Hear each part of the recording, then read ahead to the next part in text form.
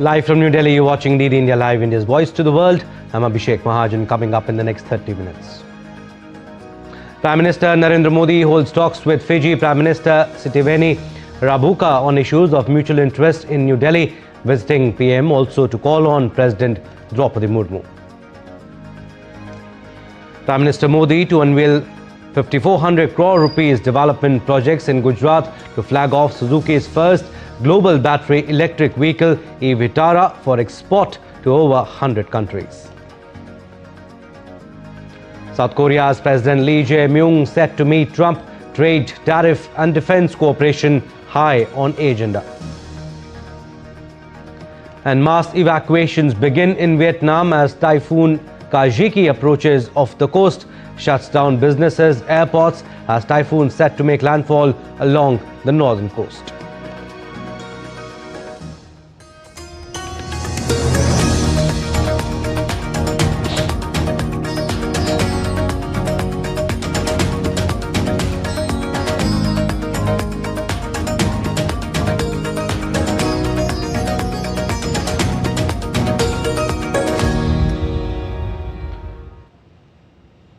Prime Minister Narendra Modi and Fiji Prime Minister Sitiveni Rabuka are holding bilateral talks on issues of mutual interest in New Delhi. Fiji PM's visit underscores the long-standing and enduring ties between India and Fiji. It reaffirms the continued commitment of both countries to further strengthen the bilateral relationship across all sectors and deepen our close people-to-people ties. Prime Minister Modi will also host a lunch in honour of the visiting dignitary. Fiji Prime Minister arrived in New Delhi on Sunday on a 3-day visit to India.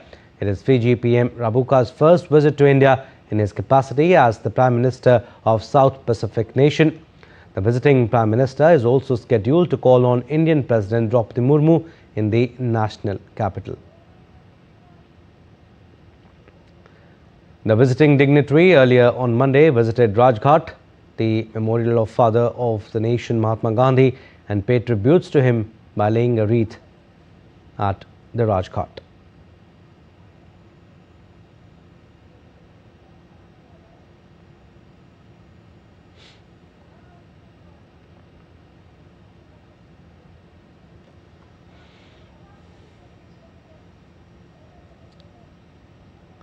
Alright, so these are the visuals that we are showing you of the delegation level talks happening between Indian delegation and Fiji delegation. Prime Minister Modi, you can see, leading the Indian delegation, and the Fiji Prime Minister Sitiveni Rabuka leading the Fijian delegation. So they are holding bilateral talks on issues of mutual interest. The talks are happening in the Hyderabad house in the national capital, New Delhi. Fiji PM's visit underscores the long-standing and enduring ties between India and Fiji.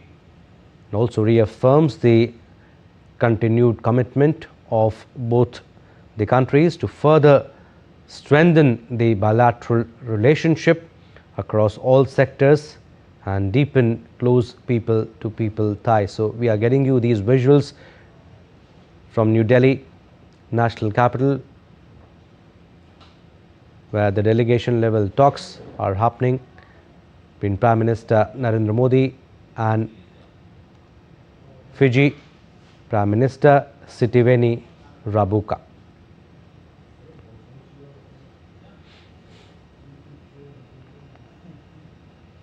Prime Minister Modi will embark on a 2-day visit to Gujarat on Monday. PM Modi will inaugurate, dedicate and lay foundation stones for multiple development projects worth over 5,400 crore, spanning across sectors like urban development, energy, roads and railways.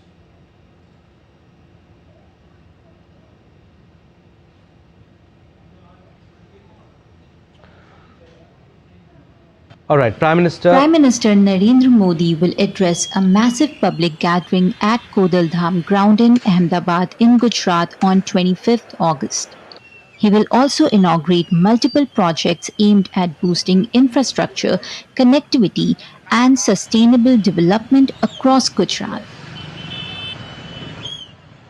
In the energy sector, projects worth over rupees 1,000 crore under the Uttar Gujarat Vij Company Limited will be inaugurated. These aim to modernize Gujarat's power distribution network. Gujarat की जनता को बहुत उत्साह है कि देश के यशस्वी प्रधानमंत्री जब भी गुजरात आते हैं तो खाली हाथ नहीं आते हैं, कुछ न कुछ भेंट सौगात दें, डेवलपमेंट की विकास की भेंट सौगात दें और लोगों को देकर जाते हैं.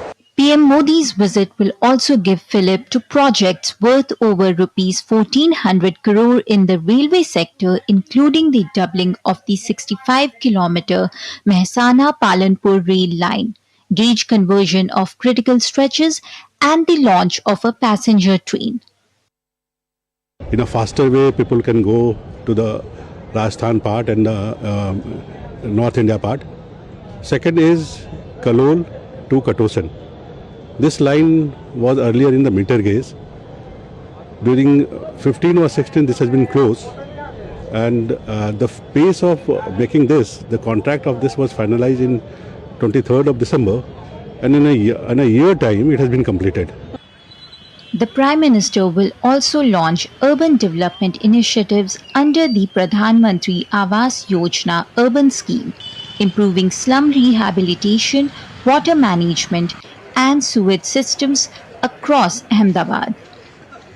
Prime Minister Narendra Modi's visit to Gujarat is set to give a new direction to the state's industrial and urban development.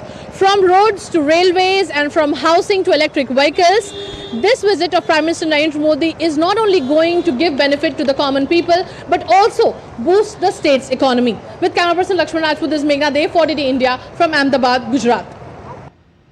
And Prime Minister Modi will also inaugurate two significant initiatives at Suzuki Motors Hansalpur plant during his Gujarat visit. PM Modi will flag off e-Vitara, Suzuki's first ever global battery electric vehicle manufactured in India. This made in India BEV will be exported to over 100 countries, including advanced markets like Europe and Japan. PM Modi will also inaugurate the next phase of India's battery ecosystem, starting with local production of hybrid battery electrodes at the TDS lithium-ion battery plant in Gujarat. These milestones mark a new era for Make in India and Atmanirbhar Bharat, positioning India as a global hub for electric mobility. This is the first global manufacturing for Suzuki for BEVs, and it will be shipped to about more than 100 countries of the world, including advanced countries like in Europe or Japan. The economic cooperation extends to far beyond just industrial infrastructure. It's also about social infrastructure. The state of Gujarat has a natural advantage for exports because of its proximity to the ports, and it has some of the high quality ports with this infrastructure helping us for exports to many countries of the world. And the Governor of the Reserve Bank of India, Sanjay Malhotra, delivered the inaugural address at the FEBAC, Charting New Frontiers. The conference has been jointly organized by the Federation of Indian Chambers of Commerce and Industry and the Indian Banks Association. In his address, RBI Governor Sanjay Malhotra highlighted how the Indian economy has grown and is on the path of becoming the third largest in the world. He also mentioned the declining inflation rates. The Indian economy today is characterized by robust macroeconomic fundamentals. We are all set and projected to be the third largest economy in the coming years. This July, we had the lowest inflation at 1.6% headline for the last 8 years. The Indian government's fiscal position is also very strong and robust, having decreased its fiscal deficit now from 9.2% post-COVID and projected to go down now to 4.4%. Chief of Army Staff General Upendra Dwivedi is on an official visit to Algeria, marking his first overseas engagement since the success of Operation Sindoor. General Upendra Dwivedi began his official visit to Algeria with a welcome dinner hosted by Ambassador Dr. Swati Vijay Kulkarni, attended by Algerian dignitaries. The visit underscores a shared commitment to deepening mutual understanding, enhancing cooperation in areas of common interest, and advancing bilateral defense cooperation between the two nations. The visit highlights India's growing commitment to strategic defense partnerships and underscores Indian Army's expanding diplomatic role on the global stage. The trip follows close on the heels of the recent visit of the Chief of Defense Staff of Algiers to India. An Indian astronaut, Shubhanshu Shukla, received a rousing welcome as he arrived his hometown in North Indian city of Lucknow on Monday morning. Indian Air Force Group Captain Shubhanshu Shukla was received by Uttar Pradesh Deputy Chief Minister Brajesh Pathak at the airport. Family members, friends, children and admirers of Captain Shukla welcomed the astronaut with great enthusiasm after his successful historic mission to the International Space Station.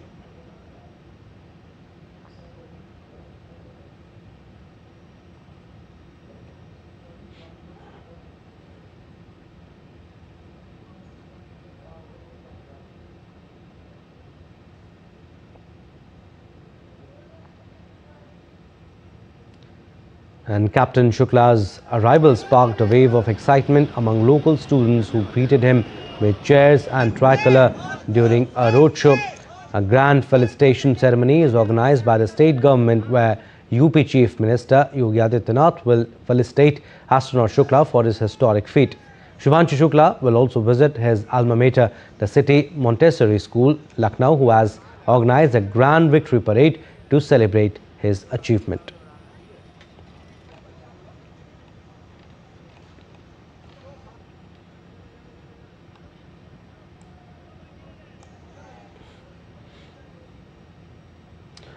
Although Shubhanshu Shukla arrived in India from the US on August 17, he is visiting Lucknow now after participating in multiple outreach events, including meeting Prime Minister Narendra Modi on August 18. Captain Shukla became the first Indian to reach the International Space Station in June this year. His Axiom Mission 4, carried out with international partners, was hailed across the nation for providing vital experience and strengthening India's ambitions for its upcoming human space flight program, Gaganyaan.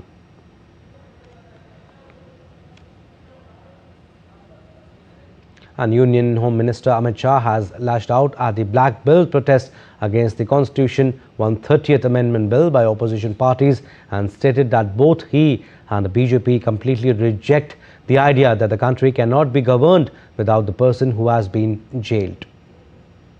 मेरा बहुत स्पष्ट मानना है, मेरी party का मानना है, देश के प्रधानमंत्री का मानना है कि इस देश में कोई भी मुख्यमंत्री हो, मंत्री हो या प्रधानमंत्री हो, जेल में रहकर सरकार नहीं चला सकते।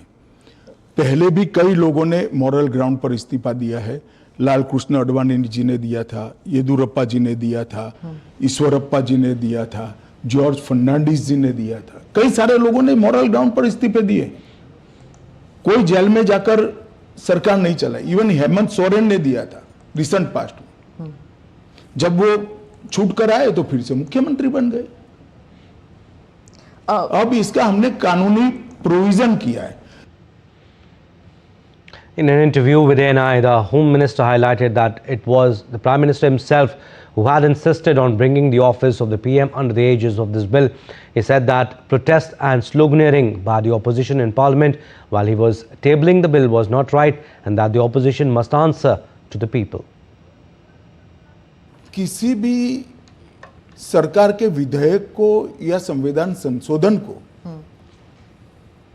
सदन में पेश न होने देना और इस तरह का व्यवहार करना, ये क्या लोकतंत्र में उचित है? क्या देश की पार्लियामेंट के दोनों सदन बहस के लिए है या शोरगुल और हल्ले के लिए है?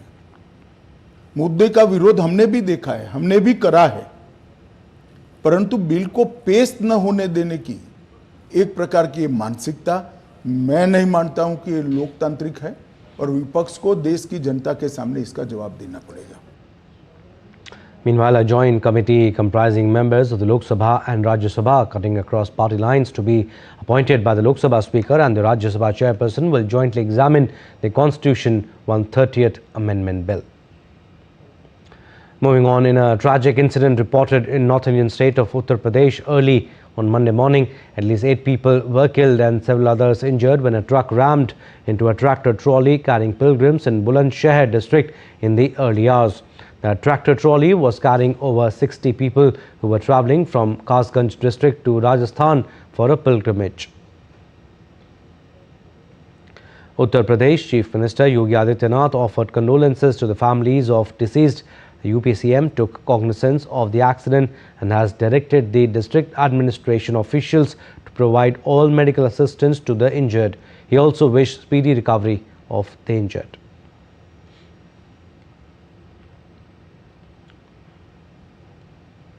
All right, global weather updates now. First up from India, the India Met Department has issued an orange alert for heavy to very heavy rainfall over the northwestern parts of the country for the next 2 days. According to the IMD, heavy to very heavy rainfall is expected at isolated places over Gujarat, Odisha, Rajasthan and Uttarakhand till Tuesday.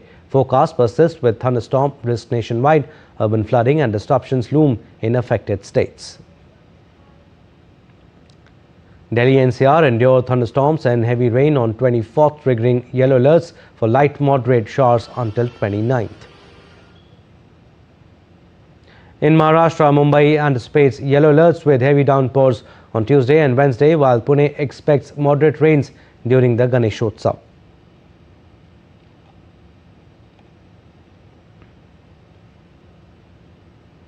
And heavy rains battered Himachal Pradesh on Sunday, triggering floods and landslides with 484 roads closed and forecast of heavy showers until August 30th. In Kulu's Sanj Valley, Garshala Nala overflowed as streams dumped silt and mud into homes, causing major disruptions. Kangra's Indora saw Bias River in full spate near Punjab's Pathankot, flooding roads and houses. Residents sheltered indoors as administration provided aid. The state capital, Shimla's weather department, issued orange alerts for heavy to very heavy rain in 10 districts. Schools and colleges are closed statewide with over 298 monsoon deaths reported. 500 routes have been blocked amid power outages. Enhanced activity peaks on August 26th and yellow warnings persist.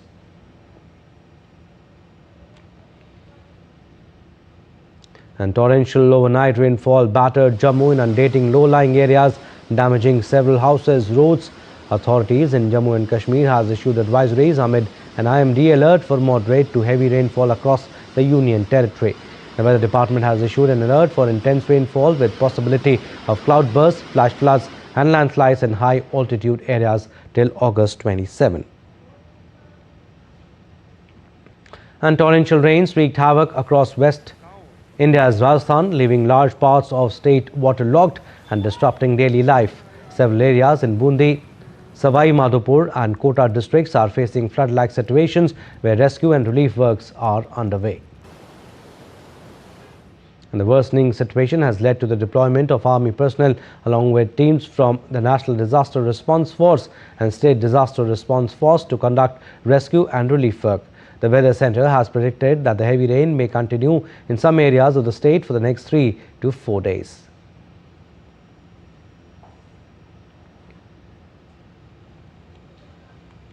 All right, we are slipping into a very short break. On the other side, more stories. Keep watching DD India Live.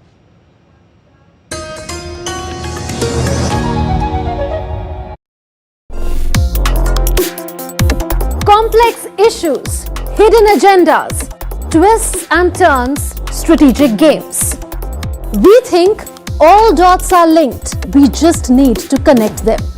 Join me every week as I connect the dots to unravel hidden designs in statecraft, mysteries, and decode issues that matter to you. Watch Connecting the Dots with me at these times on DD India.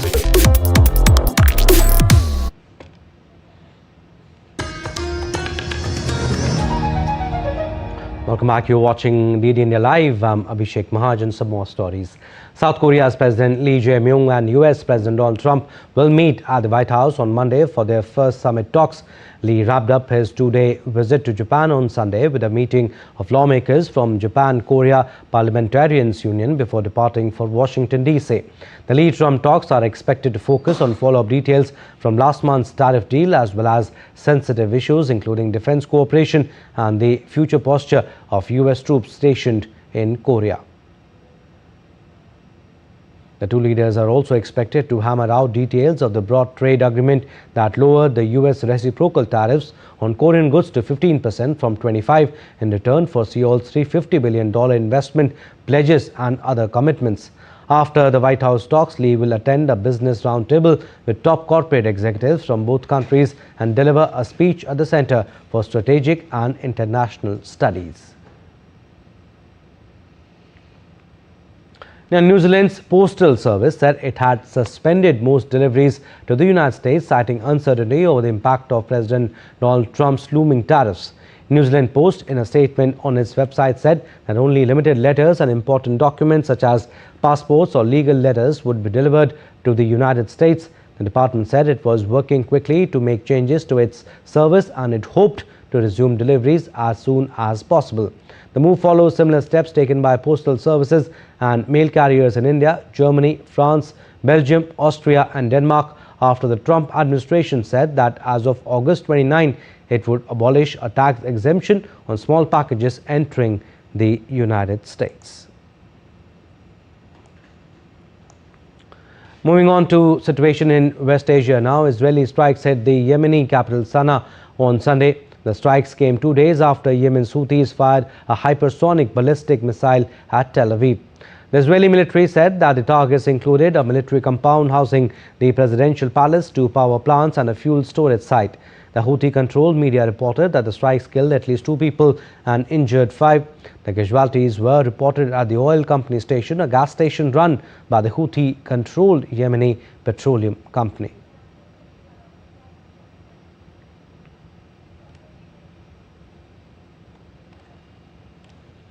And Bangladesh on Sunday called on Pakistan to resolve the long-standing historical issues, including a formal official apology for the 1971 genocide committed by Pakistan. The call came during a meeting between Bangladesh Foreign Affairs Advisor Tauhid Hussain and Pakistan's Deputy Prime Minister and Foreign Minister. Ishaq Dar was on a 2-day official visit to Bangladesh from 23rd to 24th August at the invitation of his Bangladeshi counterpart. Talking to reporters after the meeting, Hussain said they raised all 3 unresolved issues to advance the bilateral relations further. Earlier in the day, Ishaq Dar, without seeking apology for 1971 genocide, claimed that the issues of 1971 were settled twice. Hussain disagreed with the claim made by Ishaq Dar regarding the resolution of unresolved issues from 1971. And Vietnam has shut down airports, closed schools and begun mass evacuations as it prepares for the most powerful storm so far this year, Typhoon Kajiki. More than 325,500 residents in 5 coastal provinces have been slated for evacuation to schools and public buildings converted into temporary shelters. 2 domestic airports were shut and all fishing ships in the typhoon's path have been called back to harbour. Typhoon Kajiki, which is expected to make landfall on Monday, is the 5th to hit Vietnam and 13th in the region in 2025.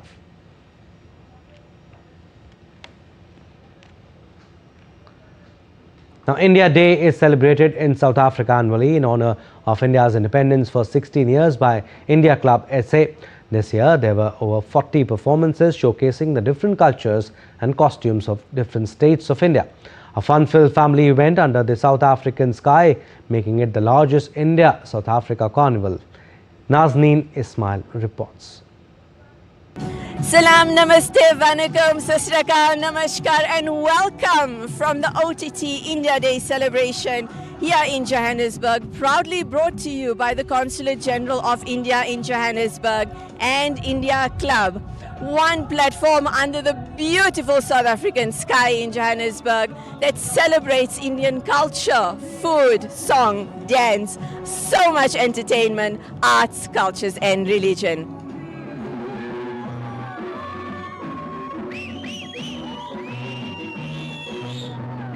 Among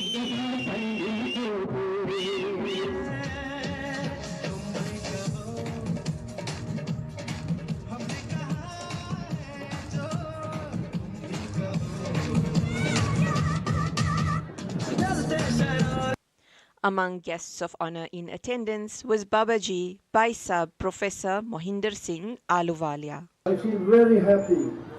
I feel privileged and honored to be on this soil because of Nelson Mandela, who was my hero. I have created a peace charter for forgiveness and reconciliation. I believe if we want to have peace, we have to reconcile. And for reconciling, we need to forgive.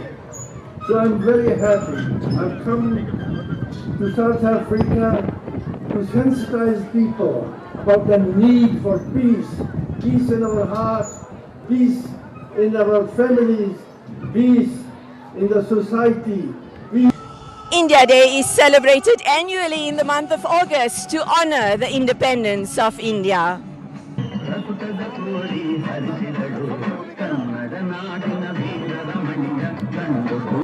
India Day is celebrated to celebrate the Independence Day of India, which is the 15th August. And we are using this opportunity of celebration to bring the South African Indian community and Indian community from India as a connect, as a bridge, so that, we can bring cultures, art, food, celebrations, religion, everything, multi-religion, all of them together at one platform, networking. For DD India, South Africa, I'm Nazneen, celebrating all the cultures and states of India. And moving on to the men's singles event at the US Open, Russia's Daniil Medvedev suffered a first-round exit after losing to France's Benjamin Bonzi in a 5-set thriller.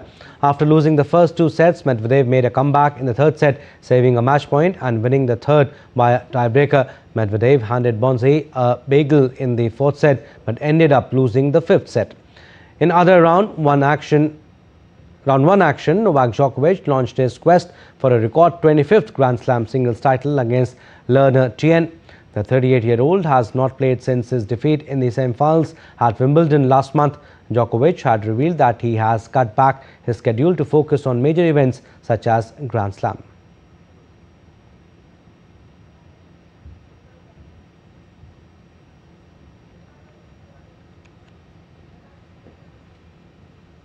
Well, that's all we have in this edition of DD India Live. We'll be back with more news as it breaks air on DD India. I'm Abhishek Mahajan from All for Air in Delhi. Thanks for watching DD India Live.